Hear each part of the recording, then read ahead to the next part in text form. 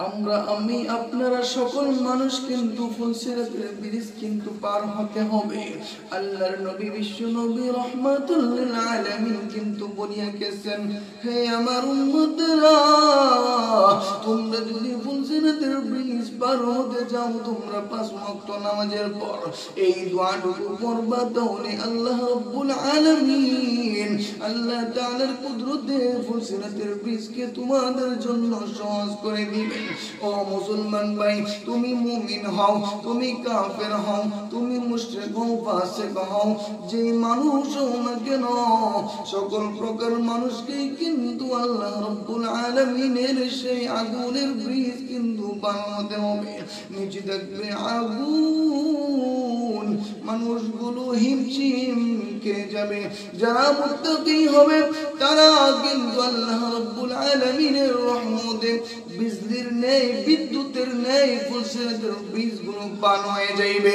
হাদিসে পাকের ভিতরে পাওয়া যায়, আল্লাহর রাসূল বলেছেন, কিছু কিছু মানুষ যেমন ভাবে হাঁটতে হাঁটতে দৌড়াইতে দৌড়াইতে ফুলসিরাতের বীজগুলো পান হয়ে যাবে।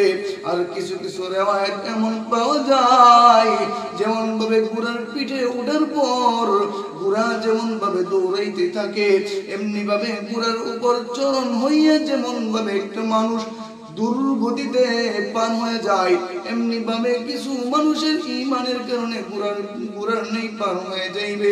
আর কিছু কিছু মানুষ গাড়ির নেই পার হয়ে যাইবে। যেই মানুষটার ঈমান হবে তরতাজা, যেই মানুষটার ঈমান হবে সচ্চা, ওই মানুষটা আল্লাহ রাব্বুল আলামিনের রহমতে সুন্দরভাবে পার হয়ে যাইবে। আর যারা হইবে বেঈমান, মালিকের গুণগান করে নাই, মালিকের হুকুম আহকামগুলি পালন করে নাই, 5 ওয়াক্ত নামাজের দাবিদারি করে নাই, সুদ খেয়েছে, ঘুষ খেয়েছে, হারামের উপর নিজের জিন্দেগিকে অর্পণ করেছে, মানুষের উপর জুলুম করেছে, এই সমস্ত মানুষগুলো আল্লাহ তাআলার দরবারে ওই দিন কিন্তু আটকায়া যাইবে। কিভাবে আটকায়া যাইবে?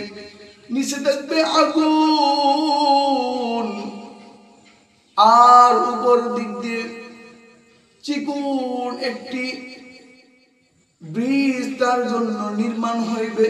সামনে পা বাড়ানোর সাথে সাথে পা গুলো কাটিয়া কাটিয়া পড়তে থাকবে আর কাঁপন ধরতে থাকবে। নিচের আগুনগুলো ধাউ ধাউ করে ওই মানুষগুলাকে খাওয়ার জন্য তৈরি হয়ে যাইবে, তাকে গর্জন দিবে। আগুনের গর্জন শুনে ওই মানুষটা ভীত হয়ে যাইবে, হতভম্ব হয়ে যাইবে, আর আল্লাহকে বলবে, আল্লাহ আমাকে তুমি বাঁচাও। আগুন যেমন ভাবে তাকে ঘাস করার জন্য তৈরি হয়ে যায়, কিন্তু ভাই না, ওই দিন কিন্তু বাঁচার কোনো সুযোগ নাই, বারবারে আগুনের ভিতরে পড়ে যাইবে। আর আগুন বারবারে তোমাকে এত বড় আযাব দিবে, এমন ভাবে পড়বে, এত এত বিকট কষ্ট দিবে যা জীবনে কল্পনার মতো নয় গো ভাই।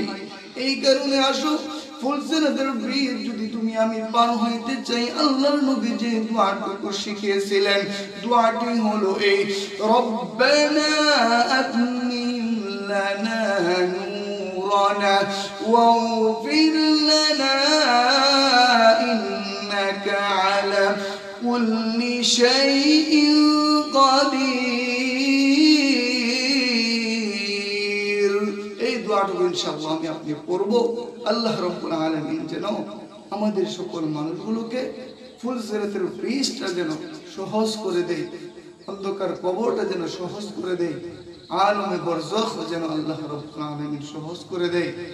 এই আশাটুকু রেখে, আমি গুনাহগারের কথা শুনে যদি কোনো মানুষ আমলওয়ালা হন তাহলে আমি কামিয়াব। আমি গুনাহগারের কথা শুনে যদি একটি মানুষ আল্লাহ রাব্বুল আলামিনের গুণগান গান, তাহলে আমি গুনাহগার কামিয়াব। আমি গুনাহগার আপনাদের কাছে দোয়া চাই যেন সামনে যেন ইসলামের কাজ করতে পারি, এই দোয়া ব্যক্ত করে এতটুকু শেষ করিলাম। আসসালামু আলাইকুম ওয়া রাহমাতুল্লাহি ওয়া বারাকাতুহু।